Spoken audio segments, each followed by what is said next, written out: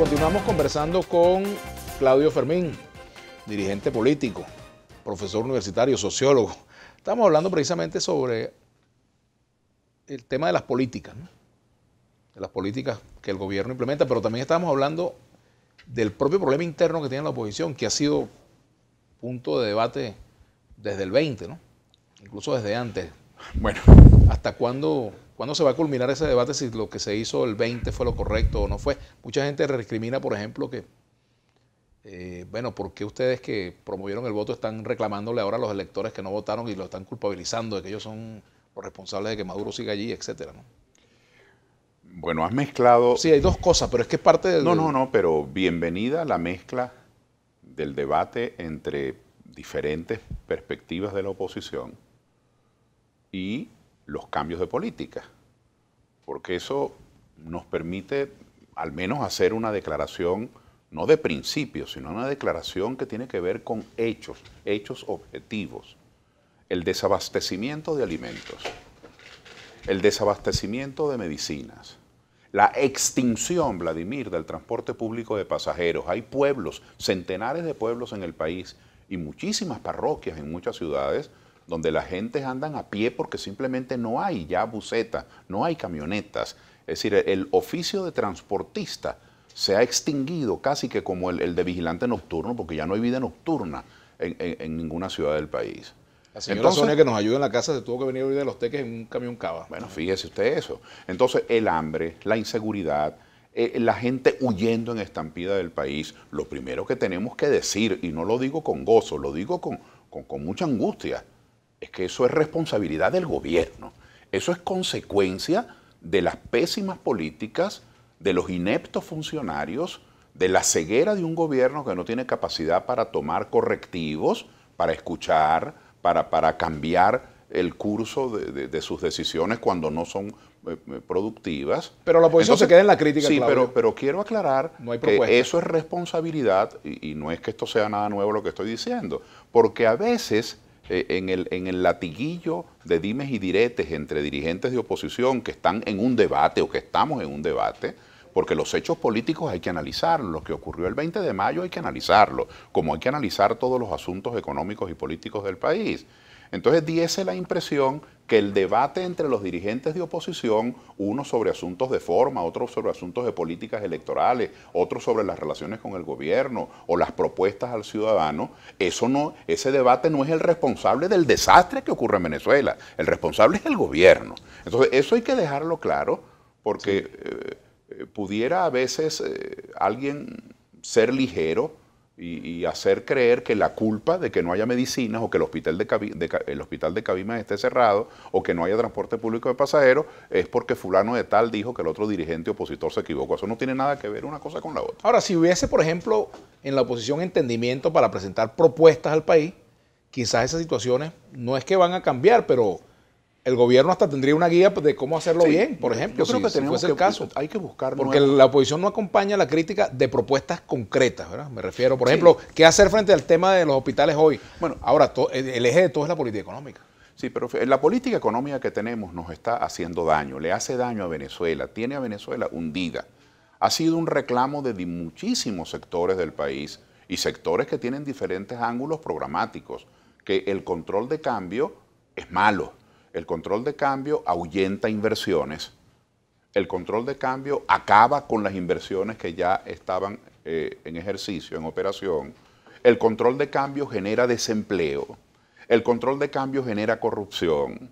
Entonces, ¿qué razón existe para que después que el control de cambio ha sido desde diferentes perspectivas analizado como dañino, se mantenga esa medida? El Estado venezolano, que por cierto, hoy estamos con el petróleo a $71 el barril.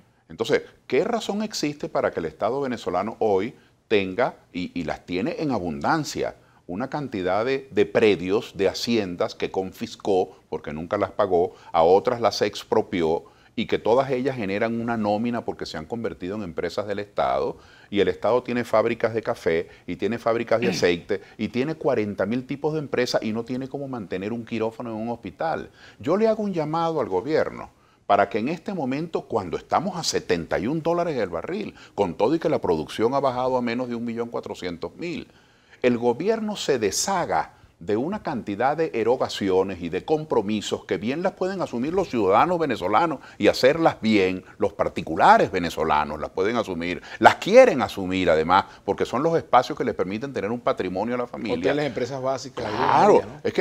y que todos esos recursos, que hoy día son recursos públicos, el gobierno, simplemente por su afán de control y por no tener capacidad de rectificación, que está destinando a actividades diversas que la pueden tomar los ciudadanos y hacerlas bien, repito, que le dedique eso a la salud. Una medida concreta para el nuevo ministro. Señor ministro, pídale a su gabinete que el problema de insuficiencia presupuestaria, que es obvia, ¿cuánto gana una enfermera? ¿Cuánto gana un médico? ¿Cuánto gana un odontólogo? ¿Cuánto gana un empleado y un obrero en un hospital en el sistema de salud? ¿Cómo hace un paciente para hacerse una resonancia magnética?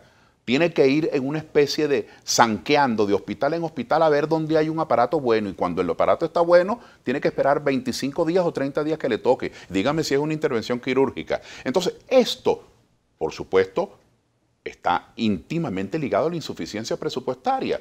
Entonces, no se puede hacer magia. Para usted poder darle ese dinero a la salud, que es prioridad, no hay nada más importante que salvar vidas. Para usted poder darle ese dinero, tiene que dejar de dárselo a otros. Bueno, esa decisión, que es aparentemente sencilla, es una decisión de cambio de política, porque eso significa que el Estado tiene que renunciar a esa especie de macrocefalia, a esa especie de apetito voraz de querer controlarlo todo. Entonces, la pregunta para el señor Maduro y para su gabinete es: ustedes son capaces, ustedes por Venezuela, son capaces de dejar atrás ese ímpetu, esa voracidad, ese deseo de controlarlo todo, de tomar todas las decisiones, para que los ciudadanos venezolanos, que hay miles de personas competentes que lo pueden hacer, dirijan las empresas de café, de aceite, de hoteles, líneas aéreas, predios agropecuarios, y ustedes ese dinero dedicárselo a la salud. Eso es un cambio de política. Yo te preguntaría a ti, Claudio, ustedes en la oposición, en sus distintas presentaciones,